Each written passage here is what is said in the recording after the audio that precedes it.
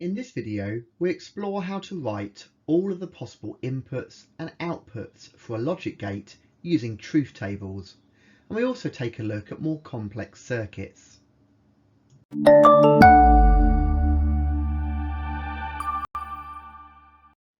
So the inputs and outputs from gates and logic circuits can be written in what is known as a truth table. This is where all the possible inputs are noted and together with the output. Let's take a look at how we construct these truth tables now for each of the three basic gates. So we're going to start with the NOT gate on the left, and you can see here we've labelled up the input. Well, there's only one input to a NOT gate, so we're going to call that A, and we've got a column for that here in the table underneath, column A. The output for that is therefore not A, and that's the second column. There can only be two possible inputs if we've got a single input, and that's a 0 and a 1. We know that if we input a 0, that the output is 1.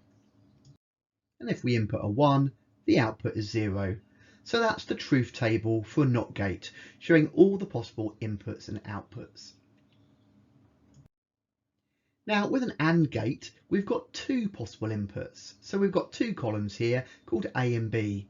And that means we need more rows in our truth table because there's more combinations. We could input two zeros, a 0 and a 1 and a 0, or two 1s.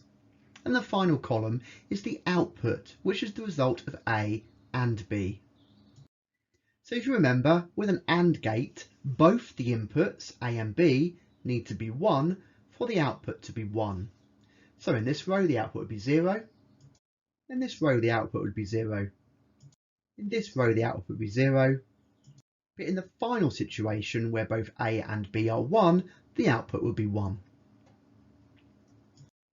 In a similar fashion, the OR gate has two inputs, so we've got two columns for A and B and four possible combinations. Remember, with an OR gate, only one of the inputs needs to be on or 1 for the output to be 1.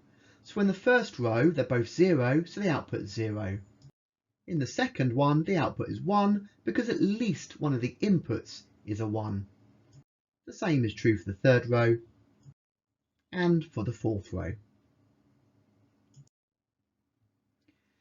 So let's get a little bit more complicated now. So here we have two logic gates joined together in sequence. We have an OR gate, and then the output from the OR gate is fed into one of the inputs of an AND gate along with another input. Now, although this can sometimes look daunting at first, it's no more complicated. The first thing to note is we have three inputs now, A, B and C. So I've got three columns there. But I've got two outputs. I've got the output from the OR gate, which is A or B, and we're going to call that D in green. And then we've got the output from the final AND gate, which is the result of A or B and the new input from C. So effectively here I've got 5 columns. Now the first thing to do is write all the possible combinations for the three original inputs, A, B and C. And the best thing to do here is simply to count up in binary.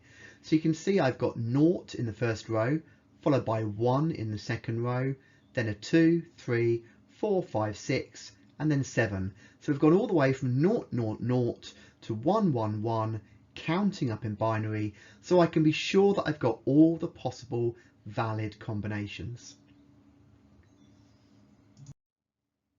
So the first thing I do is just deal with one gate on isolation, and it's best to start from the left hand side. So ignore the AND gate completely. We're just dealing with A and B being our inputs and D being our output. This is an OR gate, so either A or B can be 1 and our output D will be 1. So in these two rows the output 0. In these two rows B is 1, so that's fine, the output's 1.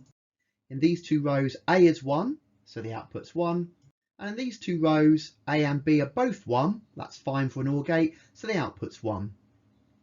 We're now done with the OR gate, so we can proceed to the AND gate. So our AND gate has two inputs. It has input C and input D, which is effectively the output from the OR gate that we worked out just now.